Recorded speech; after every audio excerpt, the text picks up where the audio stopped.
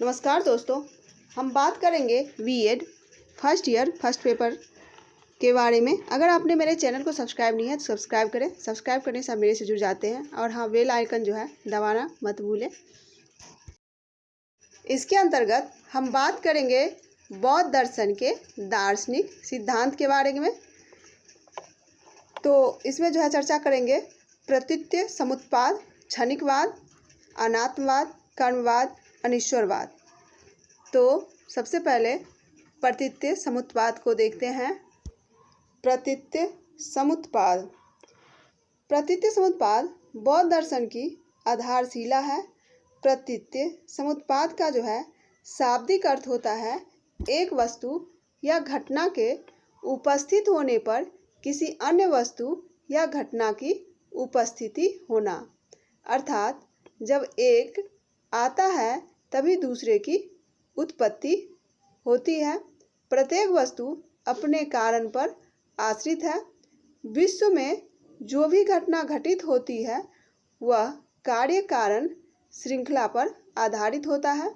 संसार में प्रत्येक वस्तु का नष्ट होना, उसके बाद उत्पत्ति का होना लगा रहता है।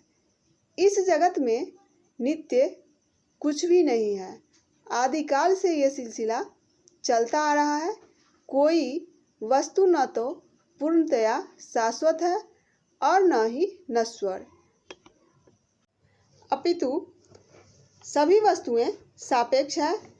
प्रतीत्य समुत्पाद सिद्धांत में 12 कड़ियाँ हैं, जो है अविद्या, संस्कार, विज्ञान, नाम रूप, खरायतन, स्पर्श, वेदना, तृष्णा, उपादान, भव, जाति, जरा, मरण।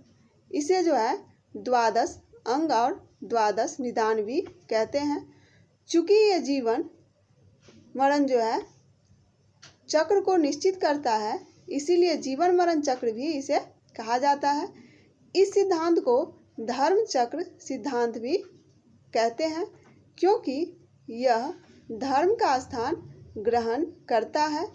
बुद्ध का ये वचन है कि जो प्रतीत्य समुत्पाद का ज्ञाता है वही धर्म का ज्ञाता है, और जो धर्म का ज्ञाता है वह जो है प्रतीत्य समुत्पाद का जो है ज्ञाता है।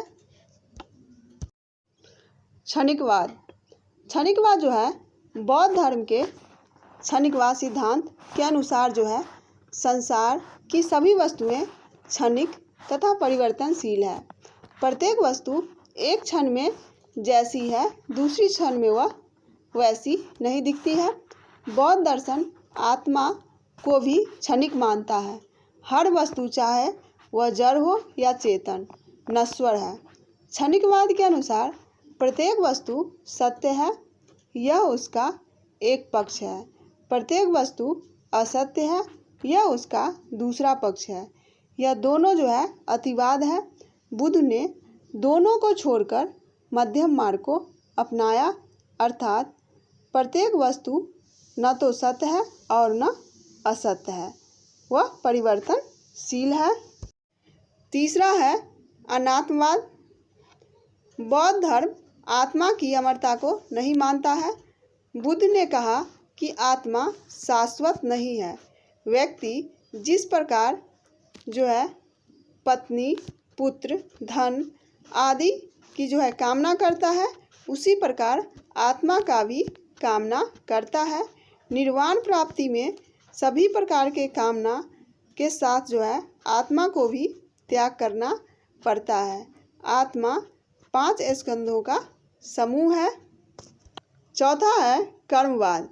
महात्मा बुद्ध के अनुसार सभी प्राणी को अपने कर्म का जो है फल भोगना पड़ता है। कर्म फल से ही मनुष्य जन्म को जो है धारण करता है।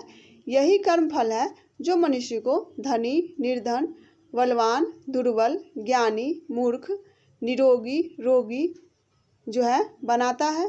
कर्म ही भाग्य का निर्माता होता है। यही कर्म है जो प्राणियों के बीच विभिन्नता उत्पन्न करता है। मनुष्य के वर्तमान जीवन जो है वह अतीत के कर्म का फल है, और जो अतीत के कर्म का फल है वह भविष्य में उसे भोगना पड़ेगा या वह मिलेगा। वर्तमान के कर्मों पर जो है वह निर्भर करेगा। बौद्ध दर्शन में 3 प्रकार के कर्म बताए गए हैं। एक है, पहला जो है वह कायिक या शारीरिक कर्म है। दूसरा है वाचिक या इंद्रियों द्वारा होने वाला कर्म।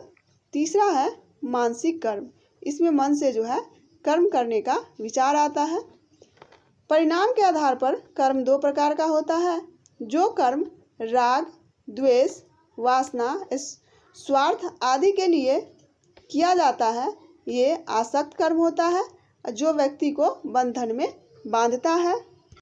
दूसरा है वह कर्म जो राग, द्वेष, मोह, स्वार्थ रहित किया जाता है, यह अनासक्त कर्म कहलाता है। यह जो है लोक कल्याण की भावना से किया जाता है।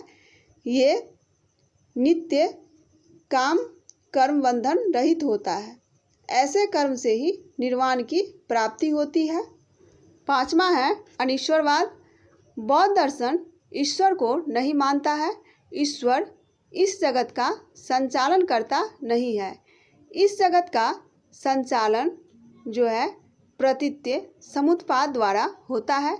महात्मा बुद्ध अपने शिष्यों को ईश्वर पर आश्रित रहने के लिए कभी नहीं कहा। वे अपने शिष्यों से कहते थे, आत्मदीपो भव, अर्थात आप अपना प्रकाश बनो, स्वयं अपने प्रयास से आगे बढ़ो। इसीलिए बौद्ध दर्शन को अनीश्वरवादी कहा जाता है। 6ठा है 5 स्कंध। बौद्ध दर्शन के अनुसार 5 स्कंधों के संयोग से ही आत्मा का निर्माण होता है। जो है, पहला है रूप स्कंध, जो समस्त जड़ वस्तुओं, उनके गुणों, इंद्रियों के लिए प्रयोग किया जाता है। दूसरा है वेदना स्कंध, सुख दुख और न सुख न दुख की भावनाओं के समावेश ही वेदना स्कंध है। संज्ञा स्कंध, गुणों के आधार पर किसी वस्तु का नामकरण करना जो है संज्ञा स्कंध है। चौथा है संस्कार स्कंध, यह रूप, वेदना और संज्ञा के बीच समन्वय स्थापित करने वाली मानसिक शक्ति है। 5वां है विज्ञान स्कंध, विज्ञान से आंतरिक अहम अर्थात मैं का ज्ञान होता है और आंतरिक ज्ञान से ही हमें अहम रूप में जो है देखते हैं, यही विज्ञान है। तो ये था बौद्ध दर्शन के दार्शनिक सिद्धांत। इसमें जो है आपको शॉर्ट क्वेश्चन में कर्मवाद और प्रतीत्य समुत्पाद जो पूछ सकता है। धन्यवाद।